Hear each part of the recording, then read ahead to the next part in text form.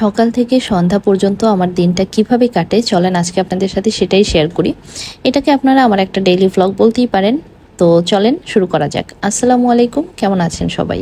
আশা করছি আজকের ভিডিও যে যেখান থেকে দেখছেন সবাই আল্লাহর রহমতে খুবই ভালো আছেন। তো সকালবেলা আমার শুরুটাই হয় আসলে বারান্দায় চলে যাই, আমার গাছগুলোকে একটু দেখি, আর এরপরে হচ্ছে আমি রান্নাবান্না শুরু করি। তো আজকের মেনু হচ্ছে আমাদের সকালবেলায় ছিল এখানে ডালের বড়া করা হয়েছে আর সাথে ডিম ভাজি। এটা কিন্তু আমরা পান্তা ভাতে খাবো। আমাদের পান্তা ভাত খেতে খুবই ভালো লাগে, বিশেষ করে সেটা যদি হয় ডালের বড়া দিয়ে আর হচ্ছে সাথে যদি ডিম ভাজি থাকে তাহলে তো কথাই নেই। সকাল সকাল এমন পেট ঠান্ডা মন ঠান্ডা করা খাবার খেয়ে চলে গেলাম বিছানা তুলতে।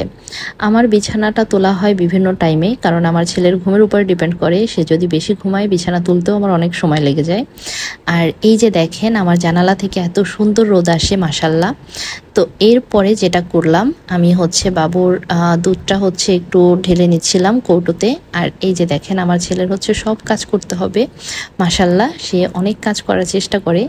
তো এই তো সে কাজবাজ করলো, এরপরে চলে গেলাম দুপুরে রান্নাবান্না করতে। মাঝে আরও অনেক কাজবাজ করেছি যেগুলোর আসলে ভিডিও করা হয় নাই। তো আজকের মেনুতে ছিল হচ্ছে ভর্তা। তো এখানে 3 ধরনের ভর্তা করা হয়েছে। একটা হচ্ছে পেঁপে টালা, যেটাকে পেঁপে ভর্তাও বলতে পারেন, সাথে হচ্ছে কাঁঠালের বিচি ভর্তা, আর এটা হচ্ছে কাঁচামরিচ আর চিংড়ি মাছ দিয়ে একটা ভর্তা করা হয় ওটা, যেটাকে অনেকে চিংড়ি মাছের ভর্তা বলে, অনেকে আবার হচ্ছে কাঁচামরিচের ভর্তা বলে। তো এর সাথে হচ্ছে একটা সবজি করে নিলাম, সেটা হচ্ছে পুঁই শাক চিংড়ি মাছ। তো এই তো একদমই সাধারণ খাবার দাবার, বাট খেতে কিন্তু অনেক বেশি মজা। রান্না শেষ করে আমার কাজ হচ্ছে ছেলেকে গোসল করানো। তাকে গোসল করিয়ে ঘুম পাড়িয়ে দিতে হবে, কারণ না হলে এরপরে আমি কোনো কাজই আর করতে পারবো না, ইনফ্যাক্ট খাবারটাও খেতে পারবো না। সো তাকে আগে ঘুম পাড়াতে হবে। আর এই ঘুম পাড়ানোটা তো একটা মোটামুটি যুদ্ধের মতো, কারণ এটা অনেক সময় সাপেক্ষ একটা কাজ। মাঝে মাঝে অনেক দ্রুত ঘুমিয়ে যায়, বাট বেশিরভাগ ক্ষেত্রেই হচ্ছে তাকে ঘুম পাড়াইতে অনেক সময় লাগে। তো যাই হোক, সে যতক্ষণ ঘুমে থাকবে ওই টাইমটাই হচ্ছে আমার কাজ করার টাইম, যে সময় আমি খুবই শান্তভাবে শান্তিতে কাজ করতে পারবো। তো এই যে প্রতিদিন প্রচুর হচ্ছে কাপড় জমা হয়, যেগুলো আমাকে প্রতিদিনই হচ্ছে গোছাইতে হয়, না হলে অনেক বেশি হয়ে যায়। যেমন আজকে অনেকগুলো হয়ে গেছে, তারপরে আসলে গোছাইতে আসছি। তো ছেলে ঘুমে থাকতে থাকতে ভাবলাম গাছের যত্নটাও একটু নিয়ে নেই। এখানে এই যে কলার খোসাগুলো দেখছেন, এগুলোকে খুব ভালো করে আমি রোদে শুকিয়ে নিয়েছি। এরপরে এগুলোকে এভাবে গুঁড়ি করে নিলাম। এটা এখন আমি টবের মাটির সাথে মিশিয়ে দিব। আমি মাঝে মাঝে এই সারটা ব্যবহার করি। আসলে কেনা সার ব্যবহার করা থেকে আমার মনে হয় যে ঘরোয়া সার ব্যবহার করাটা অনেক বেশি আপনার হচ্ছে সাশ্রয়ীও এবং ভালোও হয়।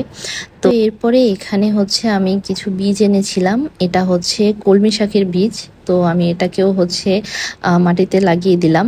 তো এভাবে হচ্ছে কলমি শাকের বীজগুলোকে একটু ছিটিয়ে ছিটিয়ে দিয়ে তার উপর থেকে একদম ঝুরঝুরা মাটি দিয়ে দিয়েছি একটু।